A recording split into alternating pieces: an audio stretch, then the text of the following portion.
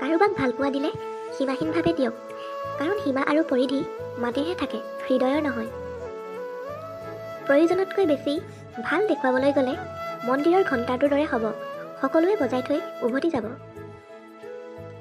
জীৱন এক শূন্যতাৰ ধেমালি, পেটত ভোক, মুখত ধূলি বালি।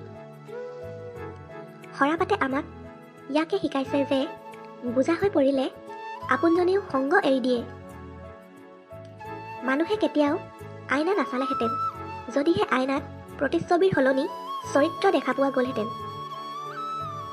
প্ৰেম আৰু বিশ্বাস এহাল চৰাইৰ দৰে, এটা উৰি গ'লে আনটো পাছে পাছে উৰি যায়। জীৱনলৈ অহা কিছুমান মানুহ ৰামধেনুৰ দৰে খুব ভাল লাগে, কিন্তু দ্ৰুতভাৱে হেৰাই যায়। যিদিনাৰ পৰা তোমাৰ আপোন মানুহজনে তোমাৰ ওপৰত খং কৰা বাদ দিব, সেইদিনাই বুজিবা তুমি তেওঁক হেৰুৱাই পেলাইছা। আমাৰ জীৱনটো এটা জ্বলি থকা লাইটৰ দৰে, কেতিয়া ফিউজ হৈ যায় কোনেও ক'ব নোৱাৰে। কাৰোবাক সহায় কৰিবলৈ টকাৰ নহয়, এটা ভাল মনৰহে প্ৰয়োজন। জীৱনত কাৰোবাক পোৱাটো ডাঙৰ কথা নহয়, আপুনি যাক পাইছে জীৱনৰ শেষ মুহূৰ্ত পৰ্যন্ত তেওঁক কাষত পোৱাটোহে ডাঙৰ কথা। সম্পৰ্কত প্ৰতিশ্ৰুতিতকৈ বিশ্বাসৰ গুৰুত্ব বহুত বেছি।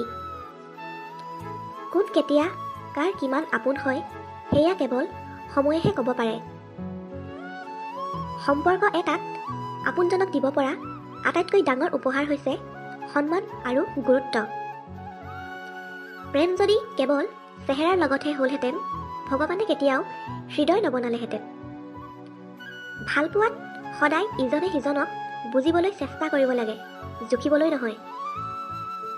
যদি ভিডিঅ'টো চাই ভাল পালে তেনেহ'লে লাইক, কমেণ্ট আৰু শ্বেয়াৰ কৰি দিব।